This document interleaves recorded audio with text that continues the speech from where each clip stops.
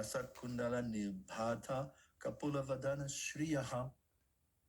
At the same time, many hundreds of well-known prostitutes began to proceed on various vehicles. They were all very eager to meet the Lord, and their beautiful faces were decorated with dazzling earrings, which enhanced the beauty of their foreheads. I mean, the prostitute caused the attention, but proceed on various vehicles? What kind of vehicles were those? Yeah, so this is the verse. One time, 2003, I was teaching in Durban, South Africa. I was teaching PV, first canto. And in my class, lots of Indians, mostly Indians. Remember, Durban is the biggest Indian pocket on earth outside of India. There's more Indians in Durban than in London. So millions. It's true. She can corroborate, she's from there. Yeah. A little bit outside of Durban, but I've been to But 100%, I can corroborate.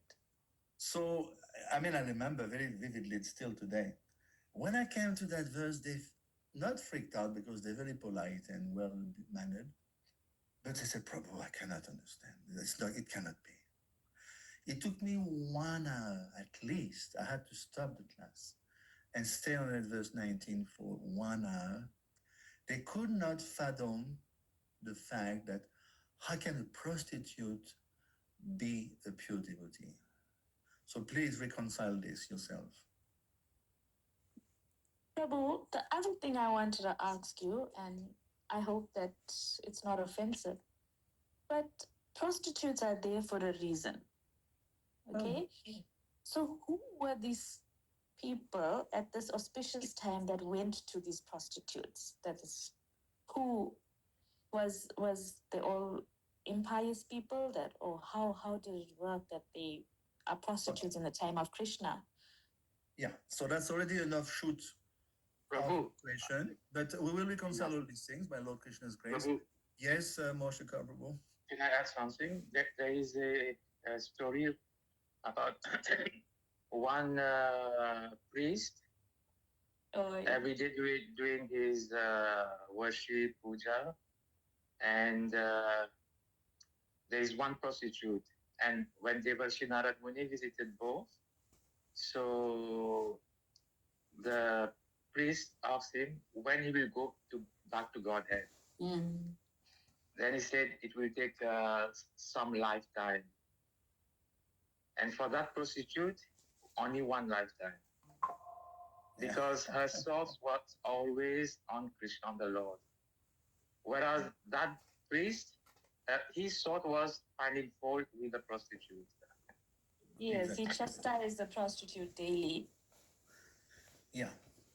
So let's start with Resh Mataji's question. So remember, it has to do with the Vanashram. I don't know if you've been to Sri Rangam. It's quite an amazing city. It is still built like in the days of yore. You been to Sri Rangam? No, Prabhu. No one? Yes, Prabhu. I have been. Very good. So you have seen the inner sanctum. Where is the inner sanctum? Inner sanctum, it's a Latin word, means the very core, the very center of the city. This is where the deities are lying. Like the sanctuarium, you would say. Yeah, inner sanctum in Latin, the very middle of the sanctum, sanctuary. It's Sri Ranganath. I don't know. Sri Ranganath is the oldest deity in the material world. This deity was given by Lord Narayan to Lord Brahma. So can you go further back than that? So that's a different topic. But remember, the Brahmins would live in the middle of the village, of the city, next to the deity, the inner sanctum. Then as you go a little more outskirts, you find the Kshatriyas, then the Vaishyas, and then on the very outskirts, on the brim of the village, it's more like the city, I would say. That's the urban type of system in those days.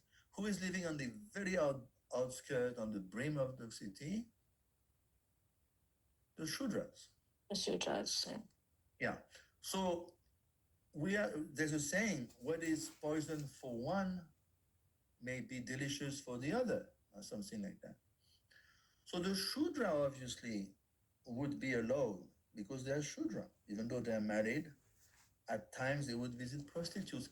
But what kind of prostitutes are there? This is my first question. Look at the description. Do you see there are prostitutes from Paris or something? No, they're from Dwarka. Yeah. So number one, very good point, Mataji. Number one, they are Dwarkavasis. Just imagine what it takes to be a prostitute in Dwarka, what kind of adhikar it takes. Number two, it's called apsara. Or you find even courtesan would be the right word. Courtesan. You understand courtesan is a French word. Yeah, courtesan, you say in English. Yeah. Okay.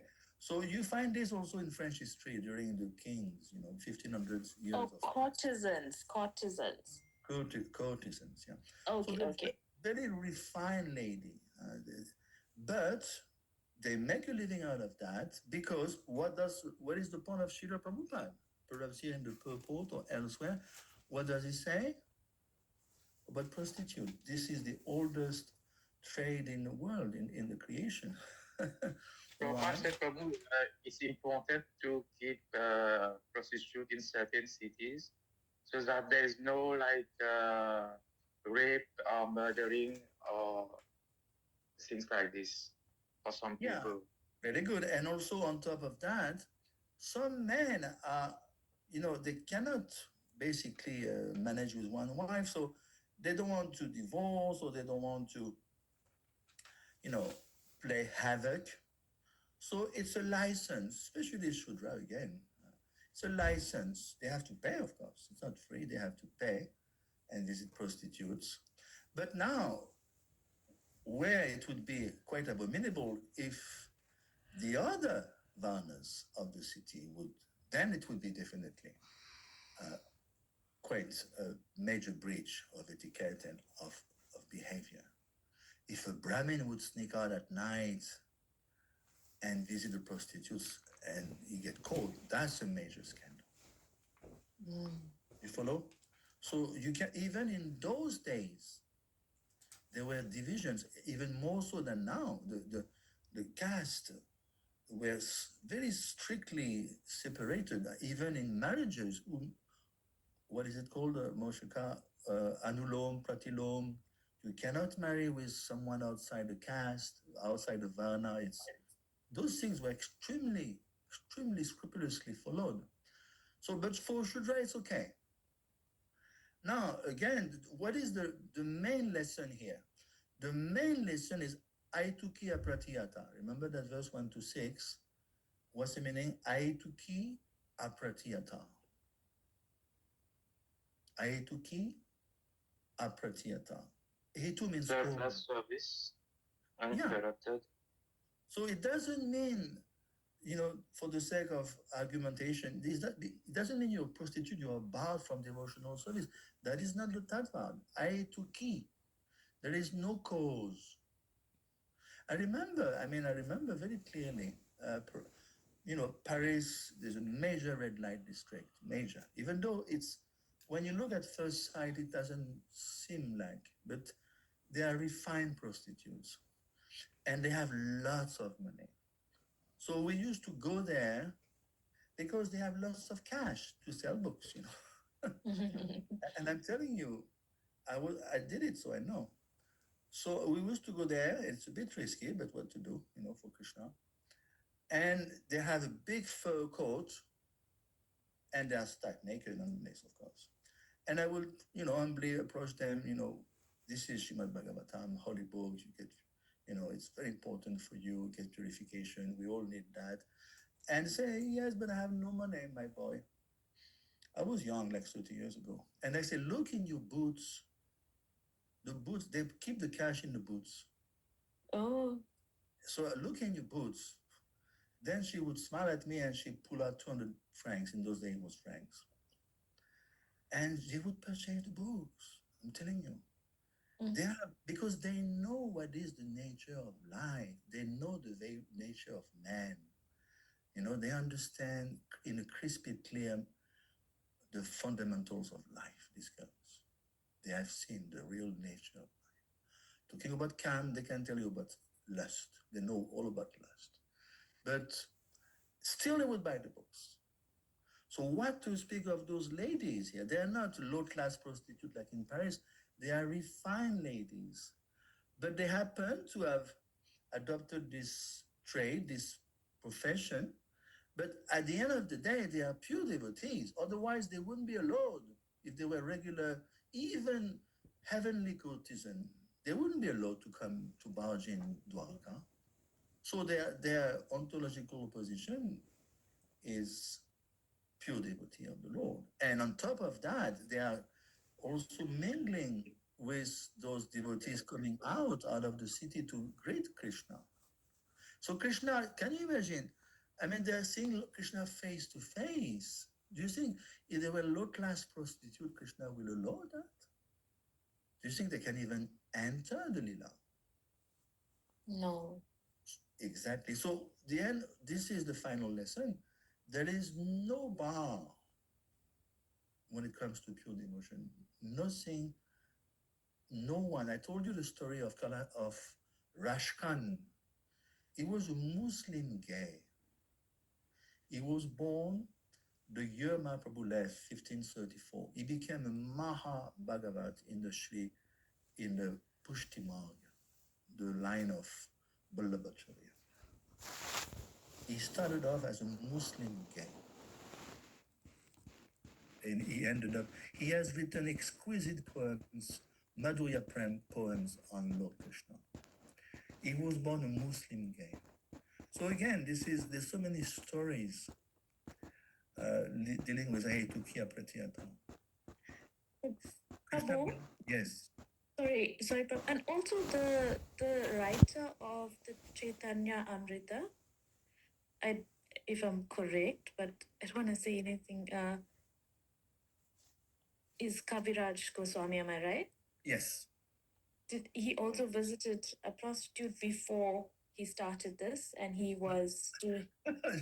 You're getting mixed up with Nilashuk, who later became Vival Mangal Thakur. Okay, Yeah. I don't want to say it, but it was just this is true. something I This need is to check. misuse Yes. of the person, but yeah, Nilashuk, very good example. Yeah. Vival Mangal Thakur was attached to a prostitute, Chintamani. And she told him just one sentence. She turned him around. She told him, if you were attached to me, if you were attached to Krishna as you're attached to me, you become a pure devotee. She was very advanced spiritually. And immediately that hit home. From that day, he turned towards pure devotion. Of course, he has his prarabdha karma. And it doesn't mean because, oh, I want to become a pure devotee and that's going to let go of all your prarabdha karma. No. Your prarabdha karma is still sticking to your skin. So what happened to him? Do you know the story? It happened in the 8th century. Then he took a vow because that Chintamani prostitute shook him up so much, he understood she's right, actually. Let me dovetail my lust into Krishna. And he was right. But still, his prarabdha karma is sticking to his skin. So on the way, it's a long drive, it's not drive, long walk from South India to Vrindavan. He walked, 8th century, long way.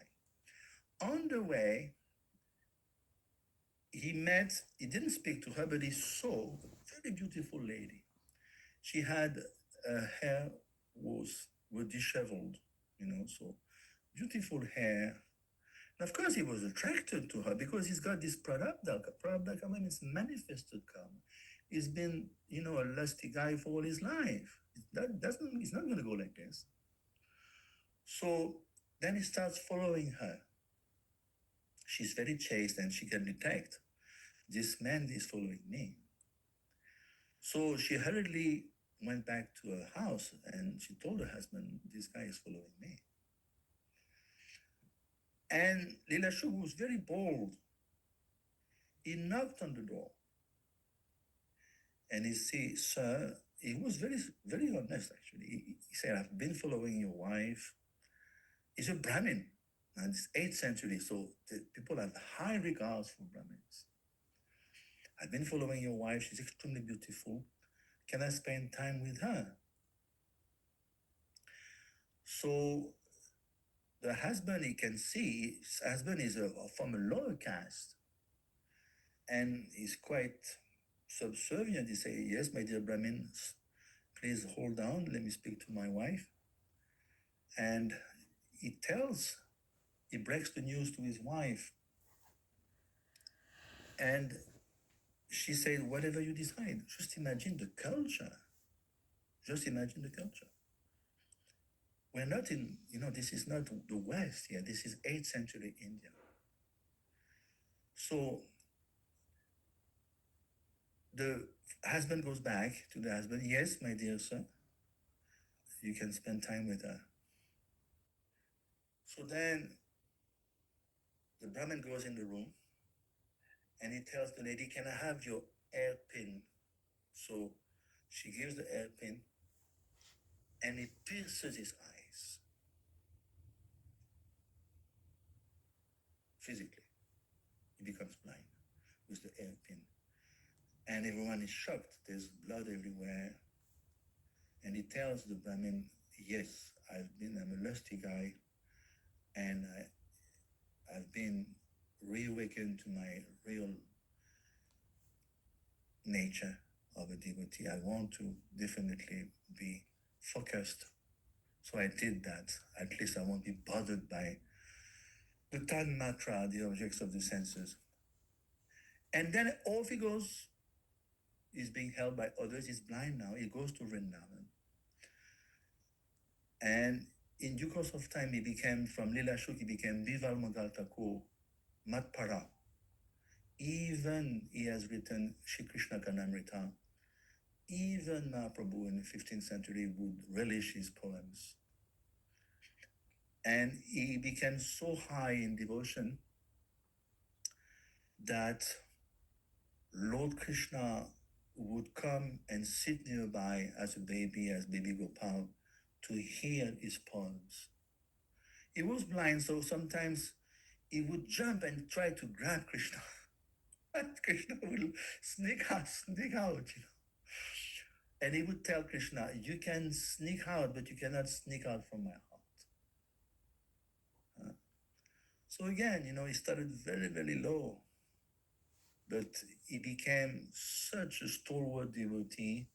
And actually, Lord Krishna told him, can you imagine? Krishna was so pleased with him. He told him, I can restore your eyesight. He didn't ask him, actually. He just had him restore his eyes. And he was, he was shocked because it's been years. You know how long he lived, this person? He left in the 15th century. He lived 7th century. From 8th to the 15th century. And then Krishna naturally restored his eyesight. He said, my dear Lord, thank you so much, but please make me blind again. I don't want to be again the victim. So this is his story. So he remained blind, or he remained blind. And he's what? Can you imagine? I'm not finished. Mukti Devi used to come. Mukti Devi means liberation personified. Would come. He has a very simple cottage, made of straw. She would knock on the door. Can I please engage me in your service? He said, no, I'm fine. Totally fine. So this is the level of that devotee. And he was in love with a prostitute. So what's his name again, please? His name is, his first name was Lila Shuk, and in due course of time he becomes Thakur. Bival Mangal Thakur, Mahapurush, is considered Matpara. Matpara means highest. So you can see, Aituki Apratiyata. Any questions on this verse 19? So just to say loudly that we should refrain ourselves to. I think this verse is given so we all refrain ourselves from criticizing someone by externalities again and again. Yeah, I will share. I'm giving a seminar here in Canada on